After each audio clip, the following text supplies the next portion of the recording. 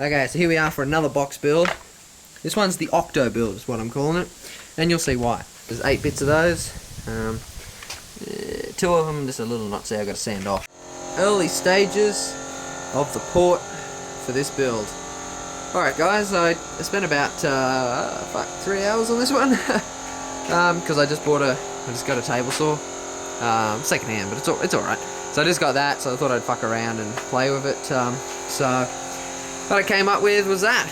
So this is the port for the SPL build for the Corona Wagon. It's not a massive port. I mean, it's not huge, but the box is only going to be 2 cubic feet. So when you work out how big the port is, it's about 18 square inches of port area per cubic foot. That's pretty big. Bit of belt sanding, just quick belt sanding, and then a fair bit of palm sanding just to make it nice. Nothing on the inside really, but that's looking like a cool Octo port, I think.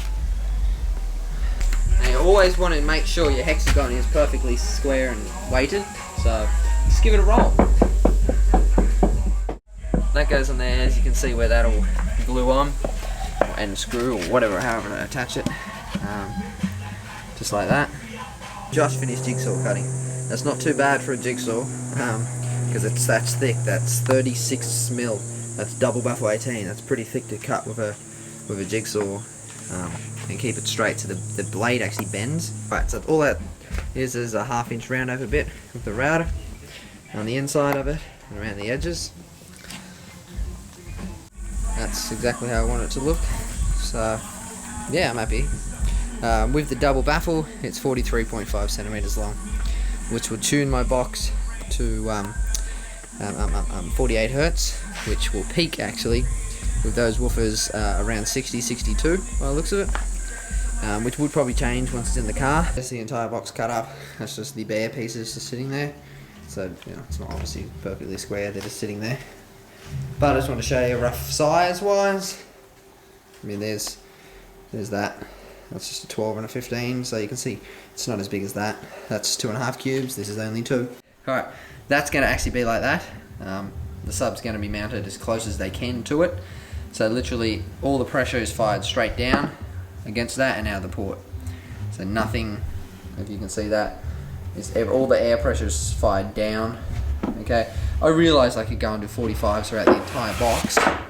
But I think that's going to be better than just little 45s, or at least a little 45 on the back. So obviously the seats in the car go that way, my angle's going that way, so it works against it. I mean, traditionally if you're going to do an angle you do it with the seat so you can push it up closer.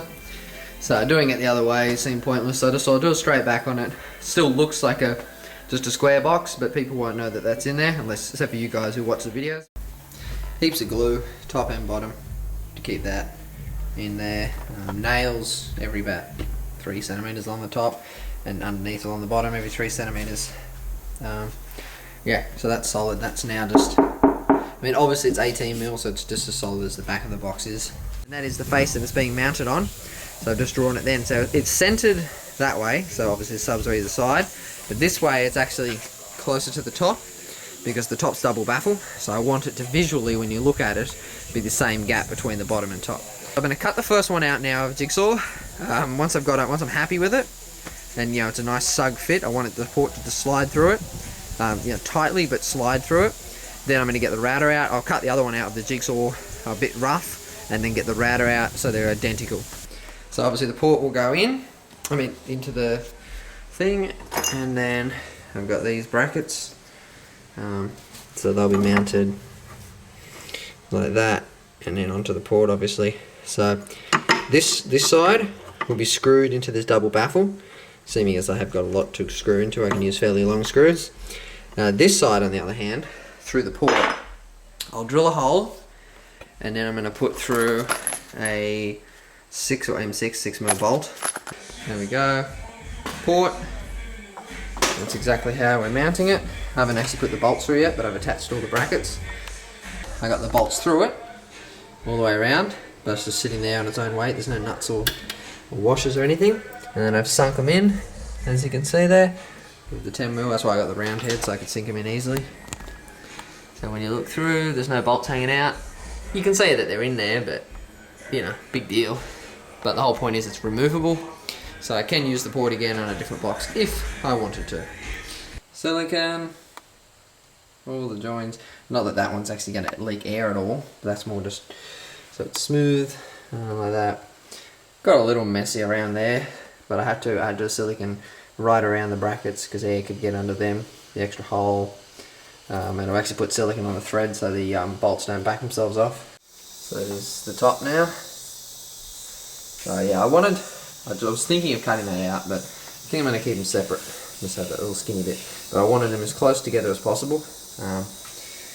So as you can see here, there's a slight overhang over this angled lip. So these are actually quite a small 10-inch, these Cadence. Like there's still a 10-inch woofer, but the like the screw mounting, the actual width of the surround out here is like 5mm thinner than the average 10. So I made those other ones super tight, meaning that no other 10's going to fit. This one on the other hand I've made a centimetre bigger. So although the whole cutout's standard 10-inch, this cutout out here is a little bit big for them. So we'll have a bit of a ring around them, but at least if I decided to change or put different 10's in this box one day, I can actually do it. Top mounted. I flush trimmed the whole thing router wise, so now it's just probably going to round all the edges on the top, just so she's nice and smooth, and then start sanding.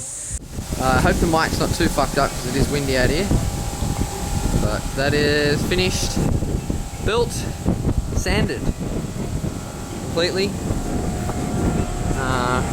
Yeah, I like sanded the inside, back wall, so even if you look through the port it still looks cool. Obviously T-nuts are fitted, sanded. I only beveled the top, I only did a round over on the top edge, so the top's rounded but it keeps a square look to it, ready to be resined. So I blew it off with the egg hose and then I've wiped over the entire thing with a wet rag. Still a little wet on the top there, but yeah, so all the dust is wiped off it. This time for a roller, instead of spending $2 for the warehouse and getting that, which is foam, and that, this time I went and bought to Bunnings, and I think it was $8, and you get just the same kind of similar handle. You get a mixing stick, but you get like 8 of the actual rollers, but they're like, this one's some kind of material. I think they're actually the similar materials. This one's just like a less, fluffy version, but it's material. Hopefully it'll hold together because the foam just fell apart after about 10 minutes of the resin.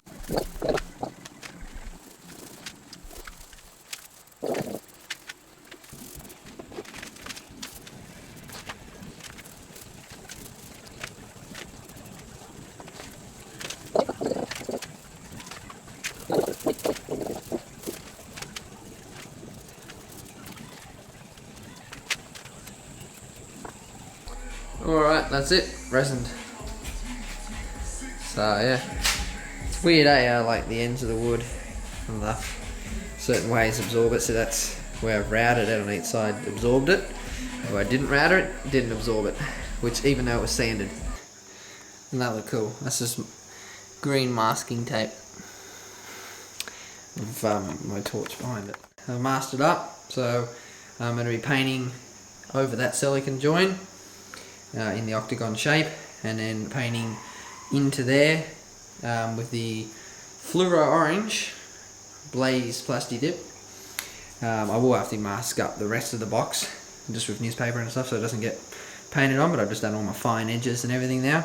So the only thing I'm going to have to do is in between coats is cut with a knife blade along that line so that when I peel the tape up, it doesn't actually peel the Plasti Dip off. So there's 3 coats. No, I didn't get 3 coats out of 1 can of Plasti Dip though. So I did 1 coat and went to do the second after, and the can fucked up, wouldn't spray anything. So that's the bottom of the box you're looking at there. So I had to drive down to Autobahn. It is New Year's Eve. I mean Christmas Eve should I say. So luckily they're actually open still. And they gave me another can instead, so I actually got an extra coat out of it. Finished. I peeled it off. Cut around it with the knife, that worked out perfectly. So it's a nice even finish on the Plasti Dip.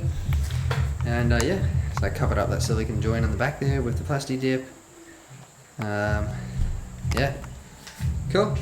That's it. It's finished and ready to go in the car. 3 coats were enough. I mean it's not perfect. You still see the joint lines in it and stuff, but And what could I expect? So, no, I'm happy with that. It's different. It's kind of how I wanted to look. It looks kind of stupid. It doesn't actually look like one piece now. It looks like it's just stuck on the front, which is what I wanted. Kind of like a novelty. Yeah, this is the first time I've done an SPL box. First time I've done an Octo port. So I don't mind drawing a bit of attention to it. So we'll see what it does.